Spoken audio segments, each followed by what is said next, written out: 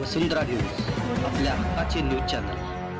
तारदाळ ग्रामस्थांसाठी रुग्णवाहिका सेवेत आमदार डॉक्टर राहुल आवडे यांच्या हस्ते लोकार्पण। तारदाळ ग्रामपंचायतीकडून ग्रामस्थांच्या सोयीसाठी रुग्णवाहिका सेवा उपलब्ध करून देण्यात आली आहे।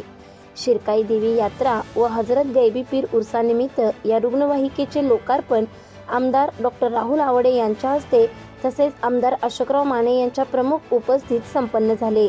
यावेळी माजी जिल्हा परिषद सदस्य प्रसाद खोबरे, तारदाळ सरपंच पल्लवी पवार, खोतवाडी सरपंच विशाल कुंभार, माजी उपसरपंच, ग्रामपंचायत सदस्य तसेच विविध संस्थांचे पदाधिकारी आणि ग्रामस्थ मोठ्या संख्येने उपस्थित होते।